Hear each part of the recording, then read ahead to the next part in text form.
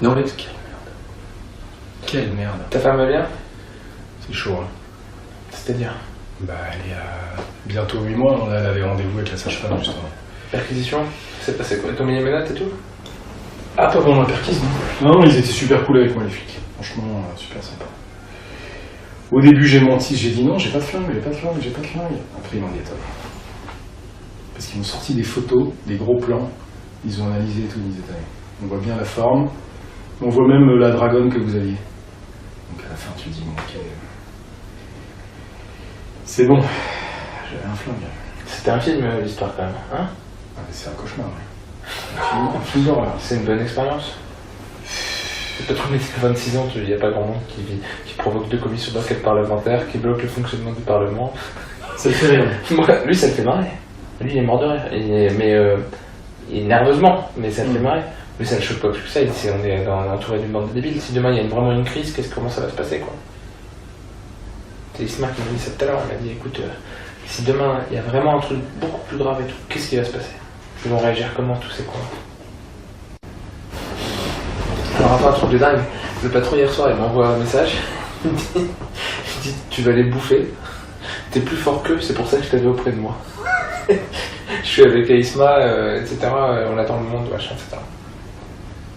Donc le patron nous soutient? Ah bah il fait plus que nous soutenir. Ce qui a été sorti de son contexte sur il s'est senti trahison, machin, là. Voilà, il a dit je me suis senti trahi, j'ai été déçu.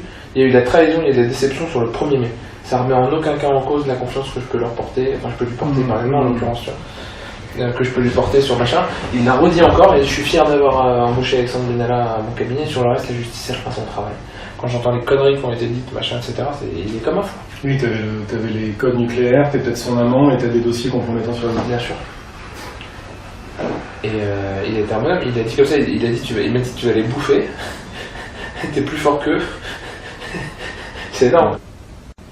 Moi j'ai fait le point avec mon avocate, là, elle me dit que bon, médiatiquement, moi je passe sous les radars, parce que ça m'intéresse pas à moi. Judiciairement, donc j'ai l'émission en force publique, violence volontaire en réunion, on m'a dit ça ne va pas tenir. Parce qu'à un moment vous me tapez, ce que les flics m'ont dit, ce que la juge m'a dit. Après il y a le port illégal de l'arme. Est-ce que tu vas prendre du sursis? J'ai pris du sursis. Mais ils vont perquisitionner en marche. Encore? Apparemment il y a une perquise. Ouais. Et toutes mes affaires sont là-bas. En cours? Je sais pas. Alors j'essaierai bien d'y aller cette nuit, mais le problème c'est qu'il y a des flics devant.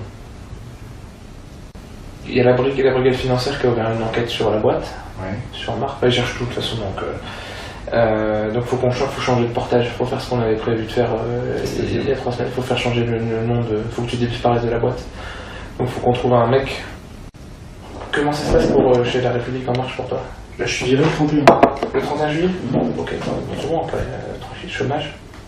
Ben, si j'avais droit au chômage. Bien sûr que t'as le droit au chômage. Ah ben, si c'est une faute grave, oui. Si c'est une faute lourde, non. Si t'as le droit, dans tous les cas, pour faute, licenciement pour faute, t'as le droit au chômage, dans tous les cas. Moi je devrais servir dessus. Après je vais vivre de quoi? Et ben après là tu vas prendre le chômage, t'étais à 2007, donc tu vas toucher 1009, 1800 € net à peu près, pendant 1 an et demi, et avant qu'on fasse ça, on aura sorti l'argent de la boîte et on va se démerder, on va aller au Maroc et au Sénégal, on va s'éclater. Non mais... on va y arriver.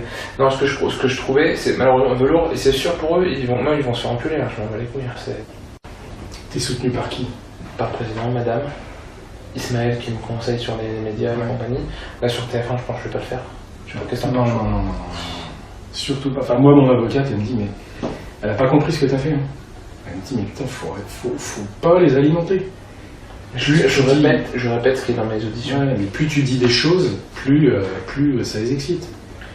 Là, l'intensité au niveau médiatique, hein, je ne parle pas politique, descendait un peu. À chaque fois que tu remets des pièces dans la machine, pouf, ça repart. C'est pour ça que moi, elle m'a dit, aucun communiqué. Tous les journalistes de la Terre m'ont appelé, je leur dis d'aller se faire foutre. Je parle à personne. Parce que moi, médiatiquement, je suis sous les radars, mais juridiquement, peut-être qu'il va se passer quelque chose quand même.